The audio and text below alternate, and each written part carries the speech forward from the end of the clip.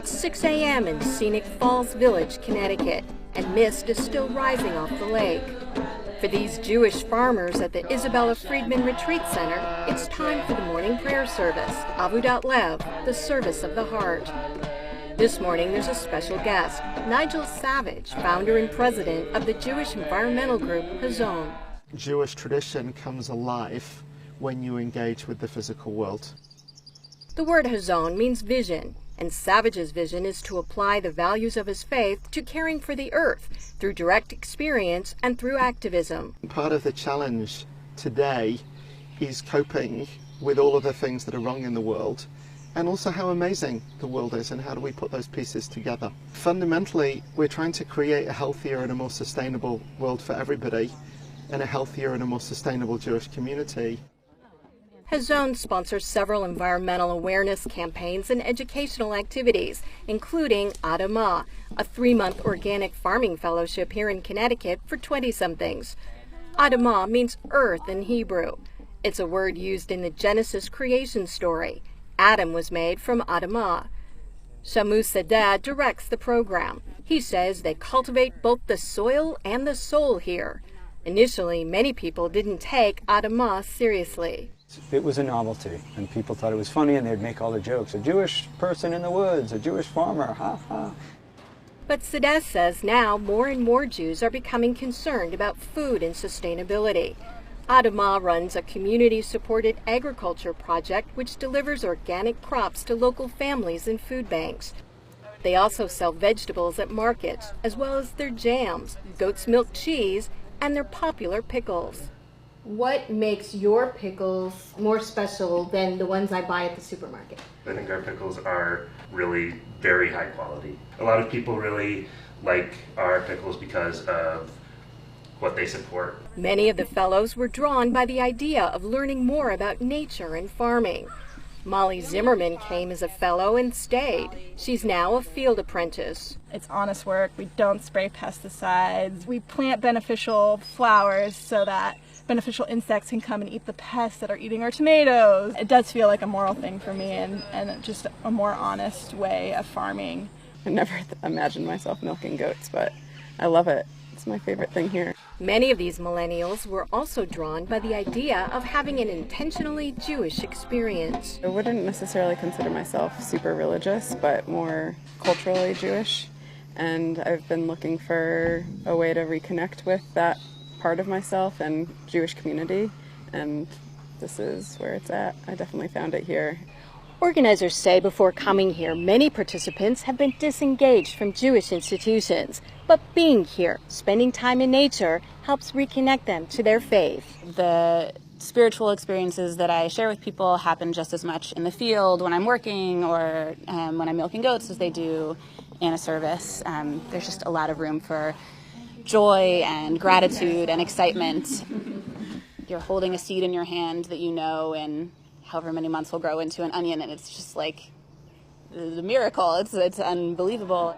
Sadeh says at Adamah, they try to tie that nature-based spirituality directly to Jewish tradition. It's one of the primary Jewish teachings that I relate to and also teach is a sense of wonder or a sense of awe. Everything that follows, all the laws and all the ritual and all the language, is just a response to that basic human experience of, wow. Judaism is very deeply rooted in agriculture, and I didn't know that before. And being able to learn that and learn things from the Torah that are like related to the things that I do day to day is just like mind-blowing to me. We entered human history as an indigenous people, and that's what the Torah is a record of. Life, language, life cycle, climate, food. As an example, Savage cites the concept of being kosher, asking, is this fit or right to eat? For 2,000 years, Jewish people have been asking that question in the frame of, well, is it from a pig or a cow, and how is this animal killed? In the 21st century, that question, is this fit for me to eat? That's an important question for everybody alive today, because the ramifications of our food choices play out on other people's lives and on animals and on lands and on the climate. Sadaf says from the very beginning in the Garden of Eden, humans have felt the tension of living on Earth when God told Adam and Eve to both work the garden and tend it. We need to change the world around us to make food and warm our homes in the winter and move ourselves around on the one hand. On the other hand, that there needs to be a fundamental, underlying note of protecting it.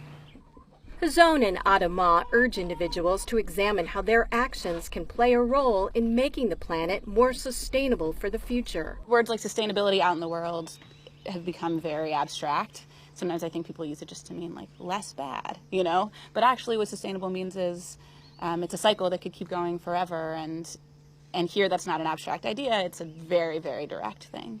I recognize that it's only one person doing one small part, but if you add all those people together, and then all of us telling our communities about the little things that we can all do to be more sustainable, that has to make a difference in the world. But Savage says there's an advocacy component as well.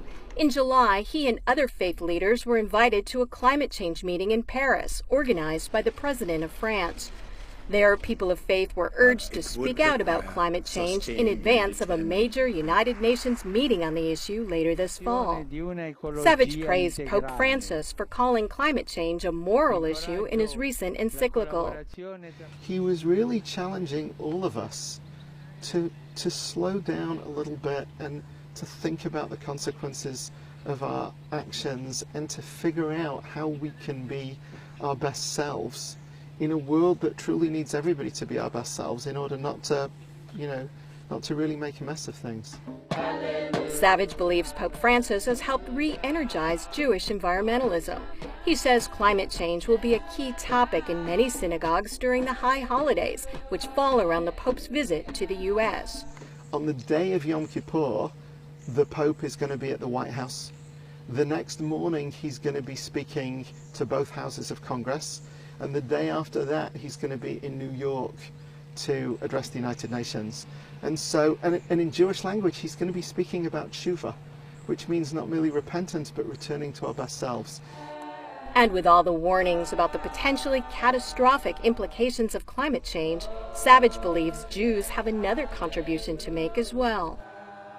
I do think that one of the deep lessons of Jewish history is this ability to face tragedy, to face destruction, and actually not be bowed by it. It's a contribution he believes can help the environmental movement address the looming issues with hope.